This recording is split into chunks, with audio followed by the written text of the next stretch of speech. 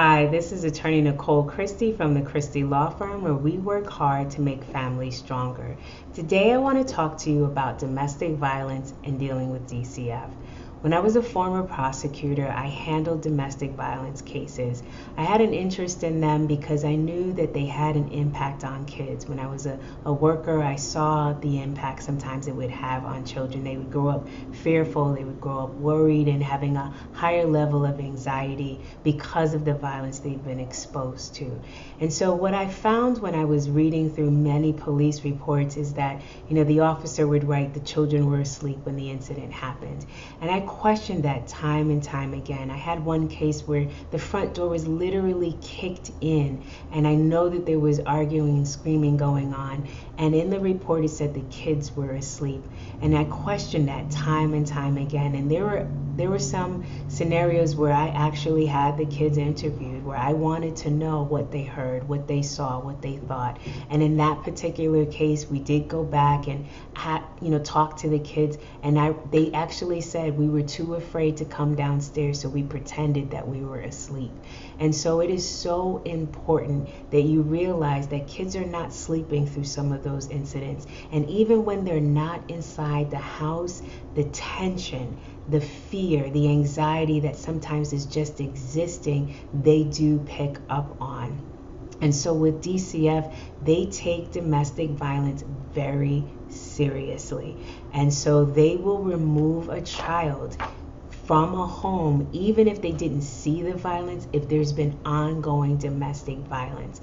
Now, I've taken a strong stance that you shouldn't be blaming the victim. You shouldn't be putting all of the onus on the victim to protect the child, because the perpetrator of that violence owes that responsibility. But DCF nevertheless focuses on the child, and they think neither parent can keep the child safe, so that child gets removed.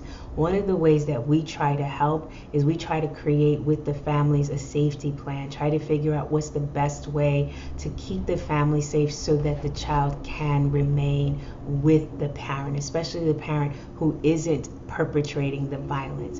And so it is something to just really consider and know that if you find yourself in a situation where it is domestic violence and you have kids involved, number one, understand they're being impacted too. And so it is not easy to leave. I'm never going to be the person to say you just need to leave the house. I understand. I know that it isn't always easy to actually leave under those circumstances, but know that there is plenty of help out there. There are domestic violence hotlines.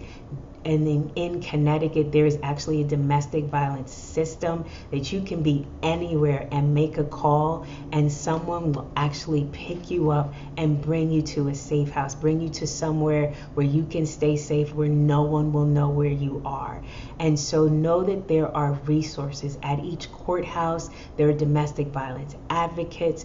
In some courthouses, there are actually domestic violence prosecutors dedicated to prosecuting domestic violence cases. So understand, you're not in it by yourself. You don't have to deal with it all alone. And I know that it isn't always easy to just pack up everything and leave the house, but you are not in it by yourself.